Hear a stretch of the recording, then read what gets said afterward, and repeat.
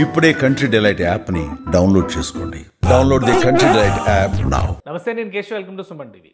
GST రేట్ల తగ్గింపు సామాన్యుడికి ఊరటనిచ్చే విషయమని కేంద్ర ప్రభుత్వం చెబుతుంది. అయితే ఈ తగ్గింపు సామాన్యుడి వరకు బదలాయింపు దిశగా వెళుతోందా లేదా, ఇది ఇప్పుడు ఒక ఆసక్తికరమైనటువంటి చర్చగా మారింది.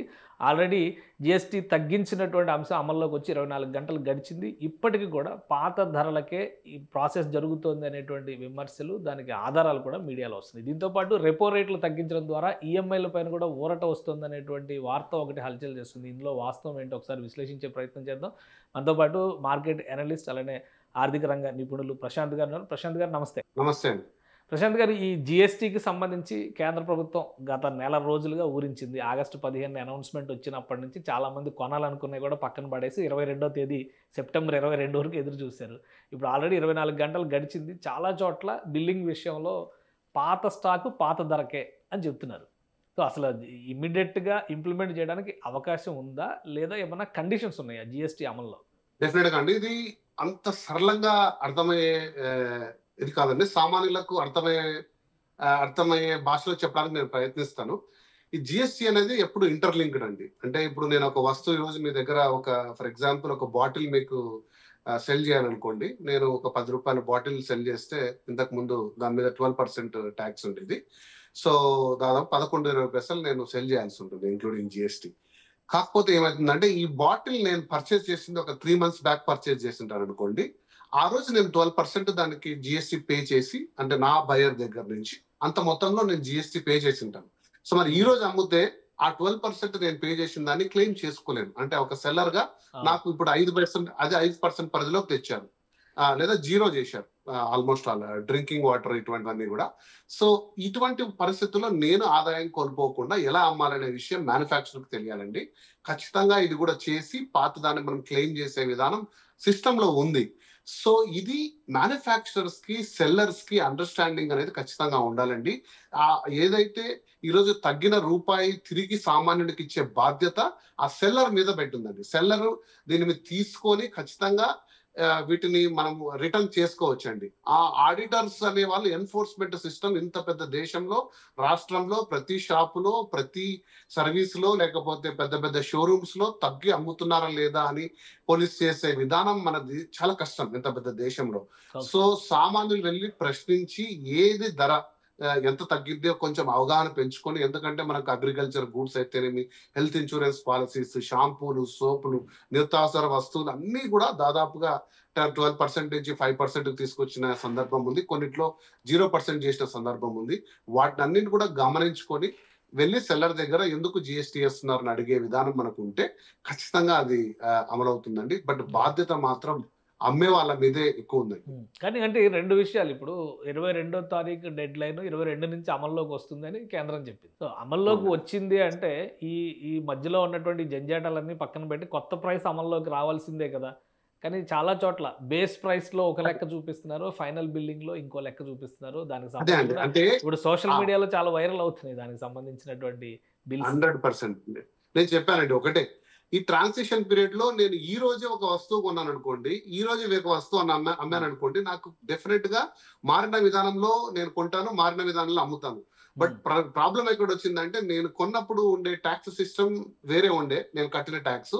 ఇప్పుడు ఈ రోజు అమ్మే ట్యాక్స్, ఆ నష్టాన్ని ఎవరు భరించాలంటే ఖచ్చితంగా అది మనం రిటర్న్ లో వెళ్ళి వెనక్కి తెచ్చుకోవచ్చు. నేను ఈ రోజు అమ్మినాను తగ్గిన విధానంలో, అప్పుడు ఎక్కువ కట్టాను, బట్ సేల్ చేసింది ఇప్పుడు కాబట్టి ఆ గ్యాప్ ని నేను తెచ్చుకోవాలి. అది ఎవరు చేయాలండి? ఆ బాధ్యత సెల్లర్ మీద ఉంది, మ్యానుఫ్యాక్చరర్ మీద ఉంది. అంటే షాప్ లోకి వెళ్ళి మీరు ఒక షాంపూని అడిగితే ఒక రేట్ ఉందనుకోండి, లేదా ఒక ఆయిల్ ప్రైస్ ఉందనుకోండి, ఆ అమ్మే వాళ్ళు ఖచ్చితంగా ఆ ట్యాక్స్ దాంట్లో కలిపేసి ఉంటారు. ఎంఆర్పి ప్లస్ జిఎస్టీ మీకు ఏరండి. ఒక కోకోనట్ పారాషూట్ ఆయిల్ కొంటే మీరు రోజు 110 రూపీస్ కడతారు, కానీ దాంట్లో ఎవ్రీథింగ్ ట్యాక్స్ ఇంక్లూడెడ్ ఉంటుందండి. కానీ దాన్ని తగ్గించి అమ్మాల్సిన బాధ్యత సెల్లర్ దగ్గరే ఉందండి. ఆ సెల్లర్ ఎక్కడి దగ్గర నుంచి ఉంటుంది? హోల్సేలర్ నుంచి మ్యానుఫ్యాక్చరర్. ఈ చైన్ లో రిఫ్లెక్ట్ కావడానికి కొంచెం టైం పడుతుందండి. సో అంత మొత్తానికి అయితే మనం చాలా కంపెనీలు, ఇప్పుడు ఈ కామర్స్ కంపెనీలు ఇట్లాంటివి 23వ తారీఖు నుంచే బిగ్ బొనాంజాలని చెప్పని సేల్స్ అనౌన్స్మెంట్లు చాలా హడావుడి చేస్తున్నాయి. కార్ల కంపెనీలు అయితే 1,00,000, 2,00,000, పెద్ద కార్లు అయితే 4,00,000, 6,00,000 తగ్గిస్తున్నారు, అనౌన్స్మెంట్లు చేస్తున్నాయి. కేవలం బేస్ ప్రైస్లో ఒక మ్యాజిక్ చేసి ఫైనల్ బిల్లింగ్లో మళ్ళీ ఇదంతా కూడా తీసుకునే ప్రయత్నంగా చూడాలా? అసలు కన్జ్యూమర్ ఎటువంటి జాగ్రత్త తీసుకోవాలి ఈ జిఎస్టీలో కనుక అదనపు వడ్డింపులు వీళ్ళు చేస్తున్నారంటే దాన్ని ఎలా ఫైండ్ అవుట్ చేయాలి? సో డెఫినెట్ గా అండి, ఇప్పుడు మీరు చూసుకుంటే స్మాల్ కార్స్ వరకు వద్దామండి. ఎందుకంటే దీంట్లో ఆటోమొబైల్ విషయం మాట్లాడారు కాబట్టి మనకు స్మాల్ కార్స్ అంటే 1500 cc డీజిల్ అయితే, పెట్రోల్ అయితే 1200 cc ఇంజిన్ కెపాసిటీ కంటే తక్కువ ఉండే వాటికి మాత్రం 28% ఉండే ఈ ట్యాక్స్ మనకు 18% తీసుకొచ్చారు. దాదాపు ఒక 10% దీంట్లో వెసులుబాటు ఇచ్చారు. సో అలాగే మోటార్ సైకిల్స్ 350 cc బిలో ఉండే మోటార్ సైకిల్స్ అంటే దాదాపు ఇండియాలో వాడే అన్ని 90% మోపెడ్స్, హీరో హోండాలు, సుజుకీలు, టీవీఎస్లు అన్ని, అంటే ఒక ఎన్ఫీల్డ్ బుల్లెట్స్ పైన 350 cc ఉండే అన్నిటి కూడా 28% నుంచి 18% మనకు తగ్గించారు. కాబట్టి ఒక సామాన్యుడు ఏంటంటే ఒక ₹1,00,000 ఉండే బుల్లెట్ కానీ బైక్ కానీ, లేదా 10 లక్షలు ఉండే కారు ఈ రోజు నాకు దాదాపుగా 9 లక్షల వరకు రావాలి అనేది ఉంది. సో కానీ ఇందులో మనకు తెలియని అంశం ఏంటంటే ఇదొక ఎక్స్ షోరూమ్ ప్రైస్ ఉండే వెహికల్ అండి. వెహికల్ మీద ఎప్పుడు కూడా లైఫ్ ట్యాక్స్ ఉంటుంది, అంటే రోడ్ ట్యాక్స్, అంటే జీవితాంతం మీరు రోడ్డు మీద తిరుగుతున్నందుకు. అది ప్రతి స్టేట్ లో డిఫరెంట్ ఉంటుంది. తెలంగాణలో ఒక పర్సెంటేజ్ ఉంటుంది. ఫర్ ఎగ్జాంపుల్ అందరూ వెళ్ళి పాండిచేరిలో చేసుకుంటారు, అక్కడ 1% 2% ట్యాక్స్, ఇక్కడ 18% ఉంటుంది. ఢిల్లీలో ఒక రకంగా ఉంటుంది. అలా రాష్ట్రాలు ఉంటాయి. సో వాటి మోడల్ కూడా కలుపుకొని మనకు ట్యాక్సింగ్ ఉంటుందండి. సో ఈ షోరూమ్ లో ఎక్కడైనా మీరు అన్నారు చూసారా, ఆ ట్యాక్స్, ఈ మతలబు ఇన్సూరెన్స్, మళ్ళీ దాని ప్రీమియం ప్రైస్, వీటన్నిటి కూడా కాంబోలో మనం ఖచ్చితంగా కూడా మనం లెక్కేసుకొని ఏ కాంపోనెంట్ ఎంత ఉందో చూసుకొని ఖచ్చితంగా ఎక్స్ షోరూమ్ ప్రైస్ లో మాత్రం 10% బెనిఫిట్ ని ఖచ్చితంగా కస్టమర్ ఖచ్చితంగా వెరిఫై చేసుకోవాలి. ఎందుకంటే అది మనకు భారతదేశం ప్రభుత్వం ఇచ్చిన వెసులుబాటు, ఆ వెసులుబాటుని మనం తీసుకోవాలి. ఇదే అదనుగా మిగతా ప్రైసెస్ లో పెంచుకోనో ఇంకో పర్సంటేజ్ పెంచో చేసే షోరూమ్స్ లో మీరు అందరూ కూడా చెక్ చేసుకోవాలి. ఖచ్చితంగా ఈ స్మాల్ బైక్స్ కానీ స్మాల్ కార్స్ కానీ 10% అనేది ఖచ్చితంగా బెనిఫిట్ అయితే ఖచ్చితంగా ఉంటుందండి. రైట్. ఇప్పుడు ఆర్బీఐ రెపో రేట్స్ పైన కూడా రివిజన్ చేయబోతుంది. అవి కనుక తగ్గిస్తే ఈఎంఐలు ఇంకా చౌక అవుతాయి అనేటువంటి ఒక ప్రచారం వస్తుంది. ఎంతవరకు అవకాశం ఉంది ఆర్బీఐ మళ్ళీ వీటిని రివిజన్ చేయడానికి? ఐ థింక్ చాలా మంచి పాయింట్ అడిగారండి. గత సంవత్సర కాలంగా చూసుకుంటే 6.5% ఉండే బేస్ ఇంట్రెస్ట్ రేటు 5.5% ఆర్బీఐ తగ్గించిందండి. అంటే దీన్ని ఆర్థిక పరిభాషలో 100 basis point అంటారు. ఒక సంవత్సర కాలంగా మొన్ననే 50 basis points తగ్గించారు జూన్ 2025. ఆ తర్వాత మీరు చూసారు అందరి హోమ్ లోన్స్ లో కూడా కనీసం 1% తేడా వచ్చింటది. మీ ఈఎంఐలు కొంచెం తగ్గింటాయి, లేదా మీ టర్మ్ కాస్త తగ్గింటది. సో నెక్స్ట్ ఫైనాన్షియల్ మీట్ జరుగుతుందండి. సో నేను ఆ పరిస్థితులు అంచనా వేయడం ఎలా ఉందంటే కదా, ఎప్పుడైనా సరే ఈ బేసిస్ పాయింట్స్ తగ్గడం పెరగడం అనేది ఇన్ఫ్లేషన్ మీద ఆధారపడి ఉంటుంది. ఇప్పుడు చూస్తే భారతదేశంలో గత సంవత్సర కాలంగా ఇన్ఫ్లేషన్ 3.7% గ్రోత్ లో ఉందండి. 4% అనేది టార్గెట్ రేట్. ఎప్పుడు కూడా ఒక వస్తువు 100 రూపీస్ ఉందంటే నెక్స్ట్ ఇయర్ 104 ఉంటే యాక్సెప్టబుల్ రేంజ్ అంటారు. 3.7 ఉంది కాబట్టి ఇంకా ఒక 25 to 50 basis points తగ్గించినా ఇన్ఫ్లేషన్ పెరగదు. ఎప్పుడైనా సరే ధరలు పెరగవు అనే ఒక గ్యారంటీ ఉన్నప్పుడు మాత్రమే ఆ బేసిస్ పాయింట్ కరెక్షన్ జరుగుతుందండి.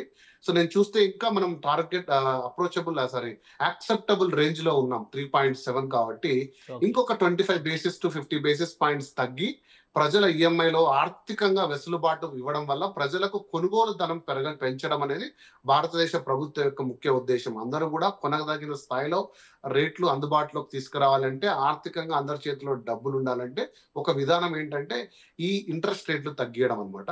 సో చూసుకుంటే ఇంకా మీరు చెప్పినట్టయితే ఇంకొక 25 to 50 basis points తగ్గే అవకాశం ఉంది. ఇంకొక 0.5% మనకు వెసులుబాటు వచ్చే ఉంది పర్సనల్ లోన్లు, హోమ్ లోన్లు. సో కాబట్టి కొంచెం పర్చేజ్లు పెంచాలి. ఎందుకంటే జీడిపి వృద్ధి అనేది మన ఫస్ట్ టార్గెట్ అండి. ఇన్ఫ్లేషన్ కంట్రోల్లో ఉండాలి. జీడిపి వృద్ధి ఎప్పుడు పెరుగుతుందంటే మొత్తం ఎకనామిక్ యాక్టివిటీ పెరగాలి, ప్రొడక్షన్ పెరగాలి, మ్యానుఫ్యాక్చరింగ్ పెరగాలంటే ఖచ్చితంగా మనిషి చేతిలో డబ్బు ఉంటే నేను ఒక ఫ్యాక్టరీ పెట్టగలను, ఒక కంపెనీ స్టార్ట్ చేయగలను, ఒక బిజినెస్ స్టార్ట్ చేయగలను. ఎప్పుడు చేయగలను? లోన్ రేట్లు తక్కువ ఉంటే నేను చేయగలను. సో ఇదంతా ఒక సైకిల్ అండి. ఈ మొత్తం సైకిల్లో మీరు చెప్పినట్టు ఇంకొక 50 basis points తగ్గే అవకాశం అయితే కనపడుతుంది. రైట్. థ్యాంక్ యూ ప్రశాంత్ గారు విశ్లేషణ అందించినందుకు. ఇది జిఎస్టీకి సంబంధించి కేంద్ర ప్రభుత్వం ఇచ్చినటువంటి వెసులుబాటుని ఉపయోగించుకోవాలంటే కనుక బేసిక్ ప్రైసెస్లో ఎంత వేరియేషన్ వస్తుందనేది ఖచ్చితంగా చెక్ చేసుకోవాలని ప్రశాంత్ గారు సూచిస్తున్నారు. ఇక ఇన్స్టాల్మెంట్లకు సంబంధించి ఈఎంఐల విషయంలో కూడా ఆర్బీఐ కనుక రెపో రేటు పైన కీలకమైన నిర్ణయం తీసుకుంటే ప్రజల కొనుగోలు శక్తి పెరిగే విధంగా వడ్డీ రేట్లు తగ్గడానికి ఆస్కారం ఉందని ఆయన విశ్లేషిస్తున్నారు. ఇది special discussion. Keep watching. Suman టీవీలో మీ పర్సనల్ అండ్ బిజినెస్ ప్రమోషన్స్ కోసం కింది నెంబర్కి కాంటాక్ట్ చేయండి.